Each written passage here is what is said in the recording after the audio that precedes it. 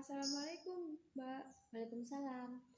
Perkenalkan, saya Sandika Rizky Biasani, eh, mahasiswa dari Universitas Asia Surakarta. Di sini nanti saya mau memberikan pendidikan kesehatan tentang ASI eksklusif.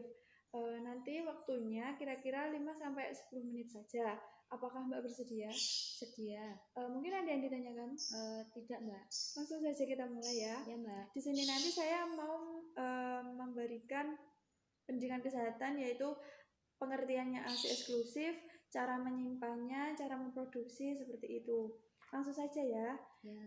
ASI itu adalah mukjizat yang merupakan satu jenis makanan yang mencukupi seluruh unsur kebutuhan bayi, baik fisik, psikologi, sosial, maupun spiritual.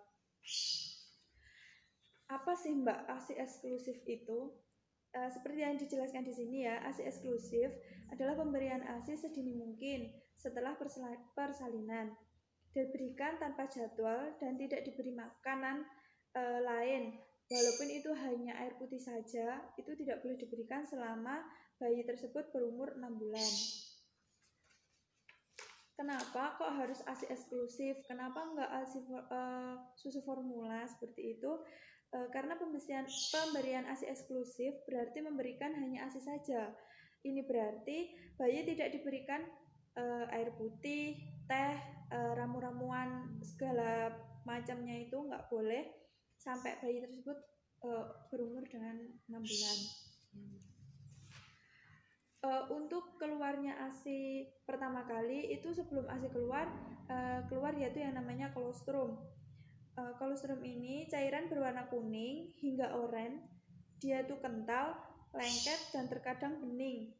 Jumlahnya hanya sekitar 3 sampai 5 sendok teh saja. Lalu berikut kandungan di dalam ASI ini ada lemak, kolesterol, protein, karbohidrat, vitamin, dan tentunya ada mineralnya juga. Lalu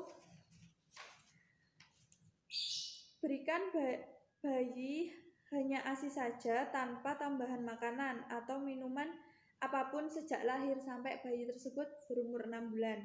Setelah 6 bulan, beri makanan pendamping atau makanan tambahan dan tetap meneruskan pemberian ASI hingga usia 2 tahun. Lalu bagaimana cara menyimpan ASI perah ketika kita bekerja seperti itu ya Bu? Di sini gunakan wadah yang sesuai untuk menampung ASI seperti plastik bersih, gelas bertutup, atau botol ASI yang khusus untuk ASI itu kan ada yang warnanya bening itu loh Bu. Tuh, jika memungkinkan letakkan ASI di tempat yang dingin. Dalam suhu ruang atau kamar ASI perah bisa tahan selama 6 jam.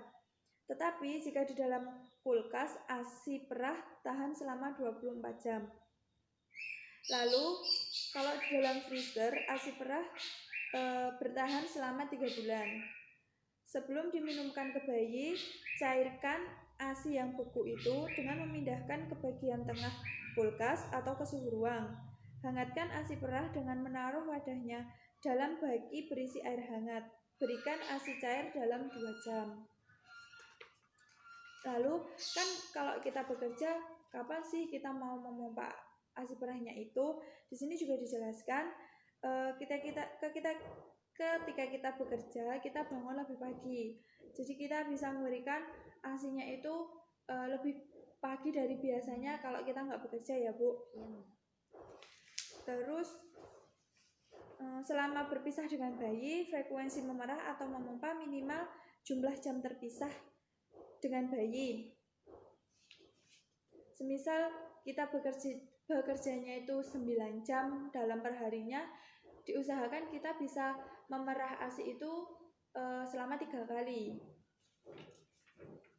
Lalu selama kita di kantor, usahakan tidak meninggalkan salah satu jadwal memompa. Semisal saya bilang tadi, ketika kita di kantornya itu lebih lama pun kita juga harus memompanya itu sesuai dengan jamnya itu, seperti itu. Semisal 12 jam di kantor, ya kita memompanya itu sebanyak 4 kali, seperti itu. Mungkin itu Bu yang bisa saya berikan. Mungkin ada yang ditanyakan terlebih dahulu? Tidak, Mbak. Baik, kalau tidak ada yang ditanyakan, mungkin cukup sekian. Apabila nanti Mbak ingin bertanya lebih lanjutnya, nanti bisa menghubungi saya. Baik Mbak, terima kasih atas kerjasamanya. Assalamualaikum. Waalaikumsalam.